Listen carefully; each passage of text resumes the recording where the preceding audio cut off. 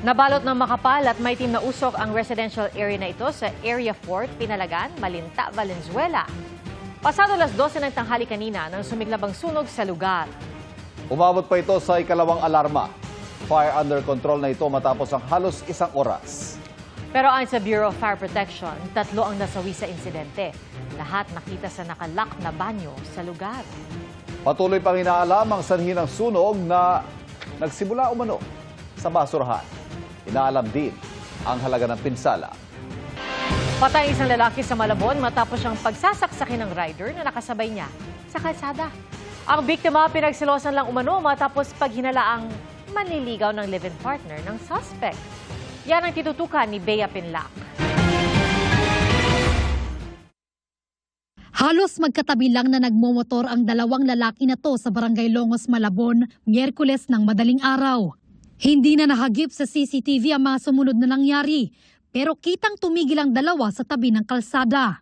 Maya-maya, isa na lang ang motor na nakitang umalis sa lugar. Ang isa pang lalaki, sunod nang nakitang nakabulagta, duguan at wala ng buhay sa tabi ng kanyang nakatumba ng motor. Ayon sa pulisya, pinagsasaksak na siya sa tagiliran ng tumakas na suspect at ang pinag-ugatan umano ng krimen, selos. Yung suspect at yung biktima ay palaging nagkikita sa lugar na yon dahil pinaghihinalan nitong suspect na yung biktima ay kanyang nililigawan yung kanyang kalibin. Bukod sa patalim na ginamit sa krimen, nakuha rin mula sa crime scene ang isang sachet ng hinihinalang marijuana na umano'y pagmamayari ng biktima. Dati na raw nakulong ang 20 taong gulang na biktima dahil sa iligal na droga. Sa ating pag-imbestiga ay gumagamit siya ng pinagbabawal na droga. Huwebes ng hapon, naaresto ang 28 anyos na suspect sa Caloocan. Sinubukan namin kunin ang panig ng suspect, pero ang tanging sagot nito, sa abogado na lang po magsasalita. reklamong murder ang kinakaharap niya. Para sa GMA Integrated News, Bea Pinlac, nakatutok 24 oras. Ngayong buwan ng kababaihan, katuwang ang ilang magigiting na Pilipina sa matapang na pagigiit ng karapatan ng Pilipinas sa ating mga teritoryo sa gitna ng tumataas na tensyon sa ating karagatan. Narito ang report.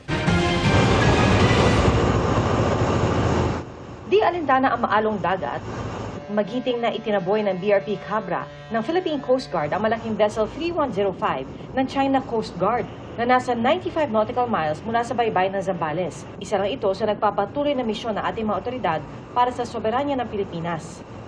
China Coast Guard Vessel 5303. This is Philippine Coast Guard Vessel BRP Bagakay, MRRD 4410.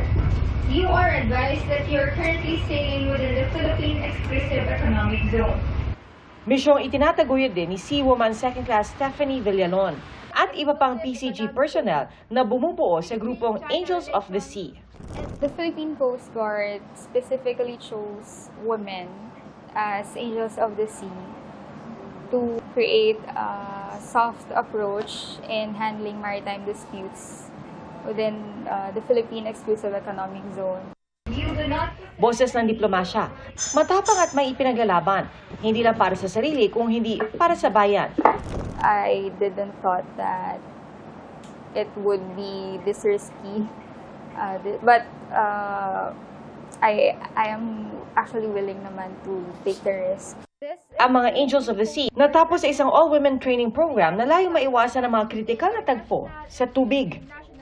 Meron nga silang mga bagay na nagagawa nila ng mas effective at mas maganda, especially dito sa ating trust of communicating with our maritime law enforcement counterparts.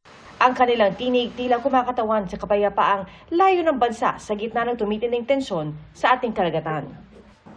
I am the kind of woman who inspires people, not just because I'm willing to fight, but because I want to make fighting unnecessary.